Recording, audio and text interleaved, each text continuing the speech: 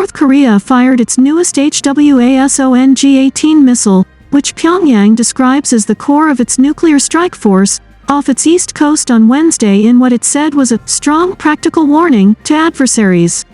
North Korea's ICBM launch was condemned by the US, South Korea and Japan, although Pyongyang has rejected the criticism, saying it was an exercise of its right to defend itself. Navies of Japan, South Korea and the United States held a rare joint missile defense exercise Sunday in the Sea of Japan, as North Korea's continued weapons tests push the trilateral security relationship closer than ever. The South Korean Navy said in a statement that Sunday's exercise, which was carried out in international waters and involved Aegis destroyers from 3 countries, focused on practicing detecting and tracking computer-simulated ballistic missile targets and sharing related information. On the other hand, North Korea views such drills as rehearsals for invasion, and has responded with a series of increasingly provocative forbidden weapons tests. In recent weeks, North Korea has tested what it describes as an underwater nuclear-capable drone, and carried out intercontinental ballistic missile launches. Officials in Seoul and Washington have been warning since early 2022 that North Korea could conduct a 7th nuclear test, with some experts saying it could happen soon. The Maritime Self-Defense Force said in a separate statement that the drills, the 4th since South Korean President Yoon Suk-yeol took office, are intended to vigorously promote trilateral cooperation to address regional security challenges amid a deteriorating security environment. The MSDF in particular highlighted North Korea's launch last week of an intercontinental ballistic missile class of weapons.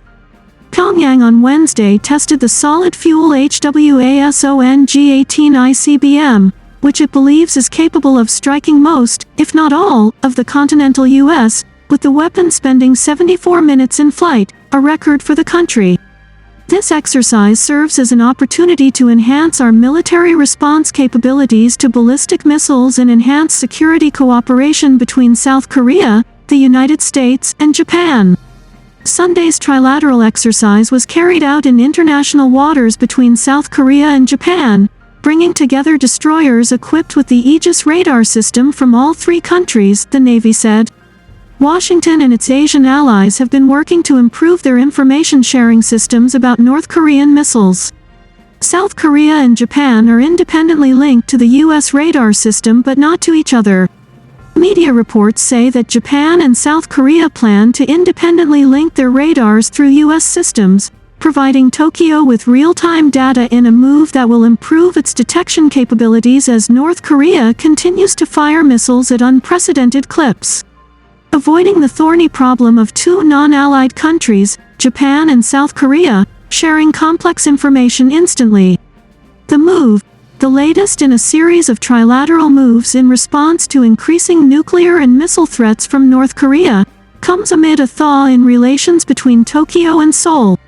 Nuclear-armed North Korea has fired about 100 missiles since the start of last year, a tally Pyongyang could add to this month as it marks the 70th anniversary of signing the Korean War armistice on July 27. Kim Jong-un's regime has been known to put on a show of force on or around important anniversaries, and preparations have begun for a large-scale military parade to mark the armistice, a national holiday in the north.